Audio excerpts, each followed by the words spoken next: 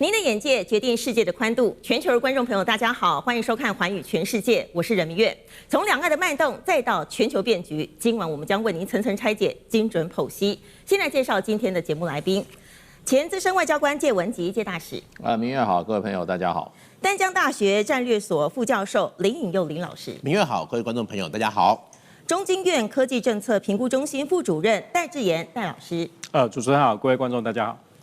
今天我們的節目呢，將會為大家持續的來追蹤美伊戰爭的後續。那麼美伊戰爭有沒有可能會不只是美伊兩國的戰爭，還會延伸到中東的多國大混戰呢？另外呢，這個中國的 AI 科技發展越來越純熟了。那麼美國現在也開出了禁令哦，禁止中國的產品進入美國。未來美國和中國兩國的 AI 發展有沒有可能會各自走各自的路呢？都在我們接下來節目當中為大家精彩來分析了。那麼也先請觀眾朋友幫我們按讚、訂閱、開啟小鈴鐺，分享給你的親朋好友。也歡迎呢在我們的影片底下留言，和我們一起來關注國際大事。先來看到美伊戰爭了。現在美伊戰爭其實出現一個非常極度危險的警訊，那就是美國總統川普呢，現在已經不是只有局限要攻打這個伊朗的軍事設施，而是要直接摧毀伊朗的這個能源命脈。好，我們來看到川普說他下令美軍要發動新的攻擊，最快在這個週末就會展開了。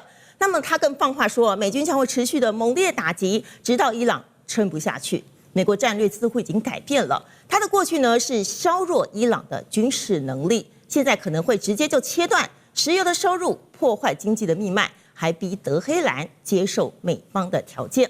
那麼導火線呢，其實是伊朗向美軍駐約旦基地發射了飛彈。伊朗的革命衛隊就宣稱已經擊毀了美軍3架的 F-35以及另外的3架軍機。那麼美軍中央司令部是全盤的否認說明這件事，強調沒有任何美軍的軍機受損。不過呢，這個伊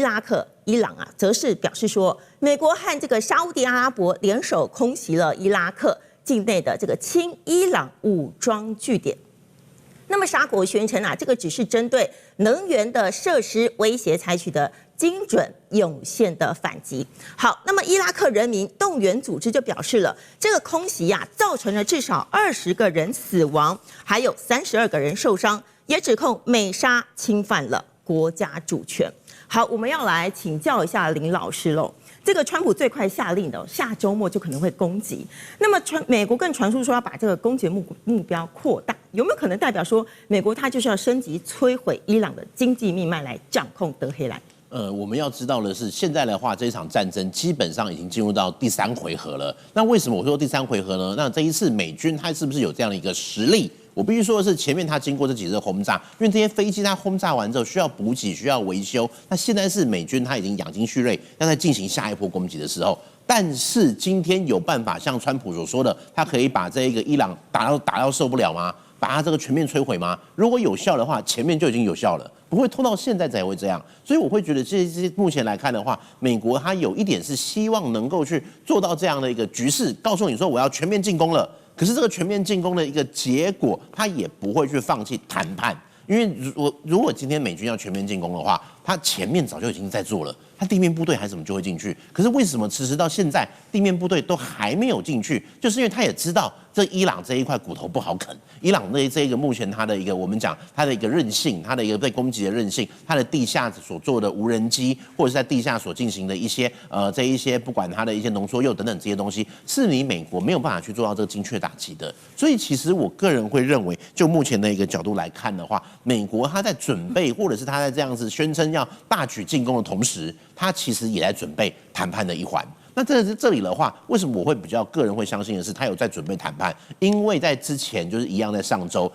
他也有跟這個以色列說的加沙走廊這邊已經停火了，所以代表的是今天美國他也希望這一場戰爭可以把它局限在中東的伊朗這個地方，不要再讓它跟之前的一個可能真主黨，或者是我們講的在加沙走廊這一邊，會變成一個全面的開戰。所以其實對川普來說，他也會希望把這個戰場去做一個限縮。可是今天就伊朗就德黑蘭來講的話，當然就是我也沒有在怕你啊。你說要來全面打，好，那第一個你有沒有把我炸毀？第二個，現在其實伊朗他在準備的是第2戰線。就會變成說，我除了在波斯灣、霍木茲海峽這一帶，我在紅海這一邊也有一些這個青年組織，胡塞的青年組織，它也一樣開始有去做一些行動。那你說這邊他的行動有辦法去全面封鎖嗎？我覺得很難。但他要讓的就是美軍感覺到捉襟見肘，讓美軍感覺到他好像分身乏術。只要他能夠做到這樣子一個程度，讓國際不是只有單純的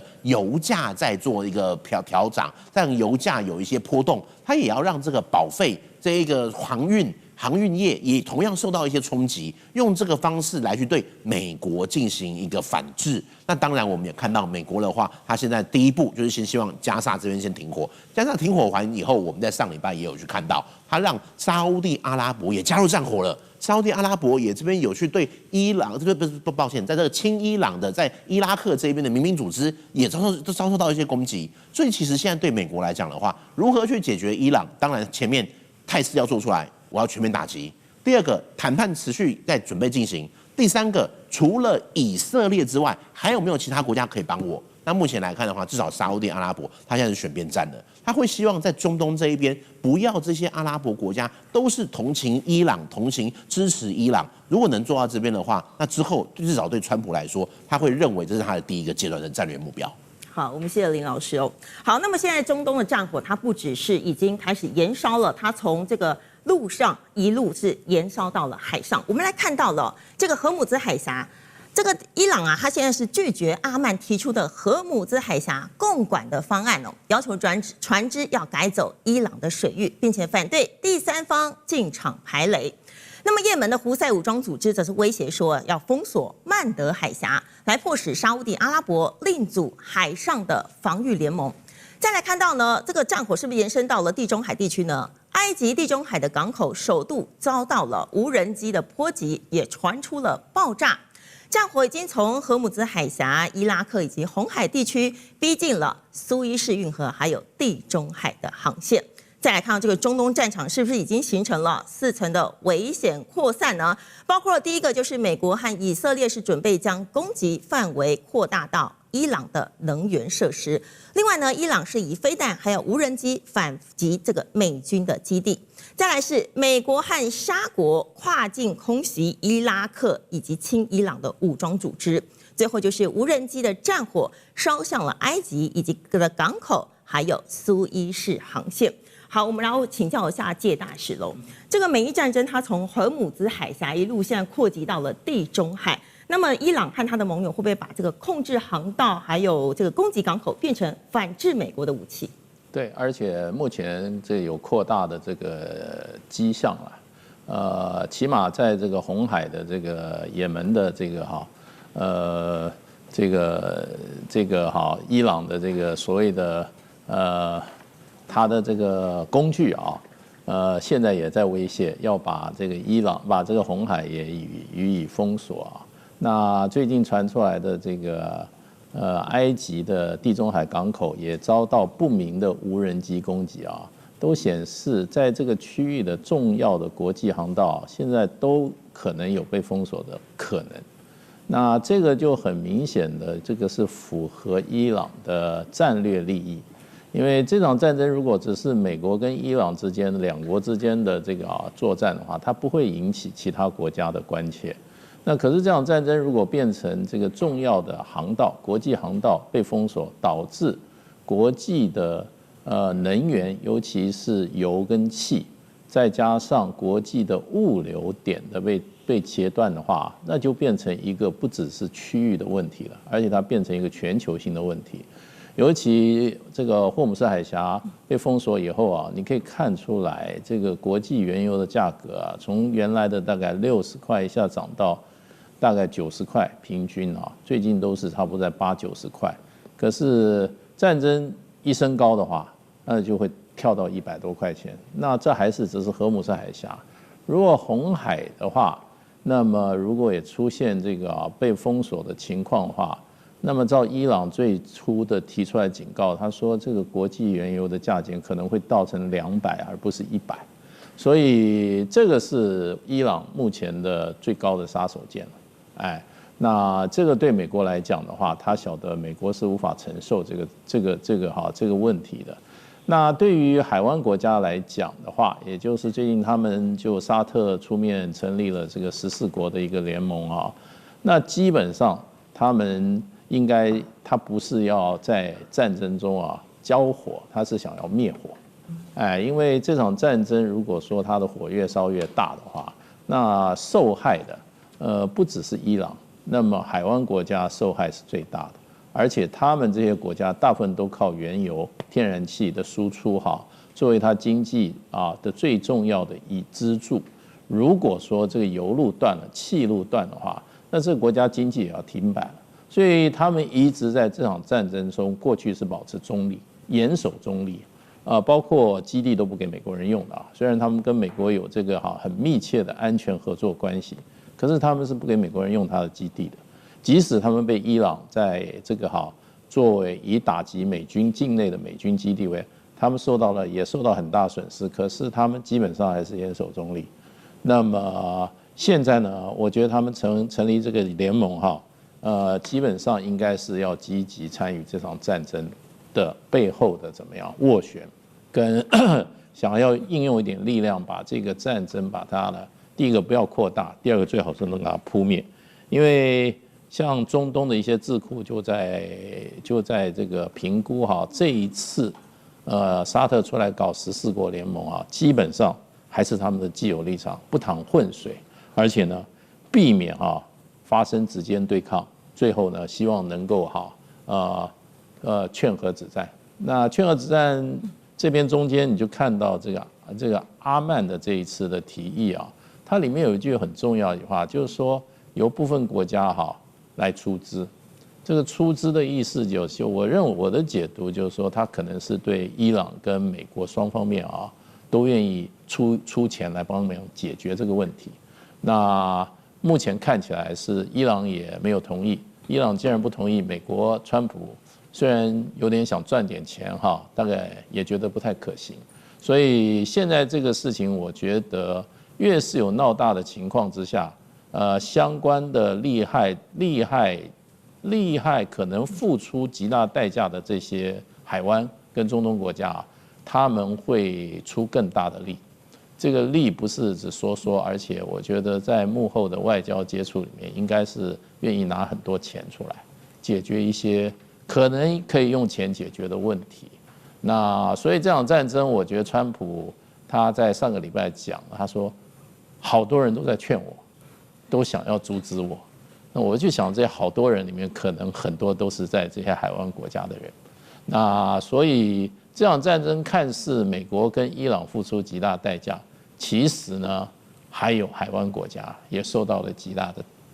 也付出極大代價，而且很可能繼續付出更大的代價。那這個就是可能是美國當時川普發動這場戰爭的時候，他自己沒有想清楚。他認為荷姆斯海峽不會出問題，那沒有想到荷姆斯海峽就出問題了。現在他繼續打的話，那下一個伊朗的意思就很清楚了，下一個就是紅海了，再下一個就蘇伊士運河了，你就看着辦嘛。那你要不然你就派地面部隊來，要不然你就增強你的攻擊能力。那很諷刺的，虽然美國的川普的音量很大。用3字經來說要把人家打趴或者打垮或者怎麼樣，伊朗在幾天前主動攻擊，過去他都是被動的本比反擊，他前幾天主動攻擊，我想這一次出擊把大家都打懵了，就變成就是說這場戰爭不是美國為主導在主導的一場戰爭，怎麼現在變成伊朗了，好像反手為攻了，所以我覺得這場戰爭再走下去的話。我認為，對美國來講的話，它可能是越陷越深，而且可能要付出的代價，可能會是以共和黨在年底的選舉上慘敗為一個代價。好，我們謝謝大使哦。那麼這個戰爭呢，它還沒有這個蔓延，不過呢，市場卻已經付出了代價。我們來看到啊，這個石油和天然氣以及貨櫃航運的部分，戰爭呢從美伊的交火迅速演變成橫跨這個伊朗、伊拉克、約旦、沙烏地阿拉伯、也門以及埃及的多戰線區域衝突。好，那麼荷姆茲海峽、曼德海峽以及蘇伊士運河同時都拉響警報了。3道的關口串聯了波斯灣、紅海以及地中海，是全球石油、天然氣以及貨櫃航運的核心命脈。那麼衝擊到的不是中東的戰局，更可能會引爆國際的油價、運費，還有全球的供應鏈。來看到現在，布蘭特原油已經升高到了每桶90.12美元，西德州原油是來到了84.67美元。那麼7月份呢，又大漲了24%以及21%，創下3月以來的最大的單月漲幅。那麼歐元區啊，7月份的通膨也升高到了2.9%，能源壓力開始向物價來傳導了。好，我們要來請教一下戴老師了。如果這個媒體進一步的轟炸的話，這個伊朗的能源設施，那麼有沒有可能會導致未來的原油啊變成突破了100美元呢？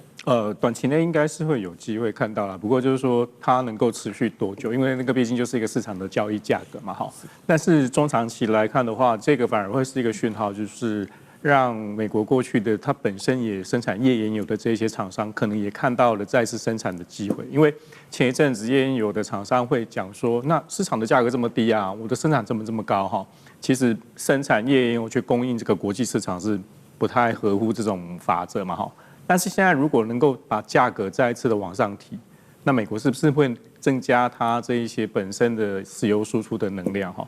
這個恐怕就是一個變數。所以這個變數如果考慮進來的話，那中長期是不是能夠維持在一個100塊以上的那個價格，很可能就是另外一個不同的狀況了哈。那在這樣的一個狀況上面來講的話，其實產業端會有一些因應。我們會看到就是從美伊戰爭開打到現在，油價其實沒有去突破所謂的歷史最高點。好，我們現在看到大概都是100多塊上下。但是我們要特別留意一件事情，就是有幾個點哈。第一個就是說，全世界的產業是不是已經找到了因應的解方？好，那看起來已經大家慢慢找到這樣的一個解方。有的來源，我現在可以不從中東進來，我可以從其他國家。那美國也放寬了俄羅斯過去的石油禁運跟銷售這些限制令嘛哈。所以其實市場上的供給並沒有因為這樣就大幅的減少掉。那第二個就是說，在這個過程裡面來講，石油不單單只是當做一個能源的角色，它其實是很多產業的上游啦。所以當我們要做这些石化產業的發展的時候，其實沒有煉油廠生產出來這些東西哈，各位可能就買不到塑膠袋。那我的PCB 可能供應就會開始受限，因為上游很多原料是來自於石化產業。那我其他的產業上面，好像農業有些化肥是來自於石化產業出來的這些氮啊，哈，這些化合物才能做。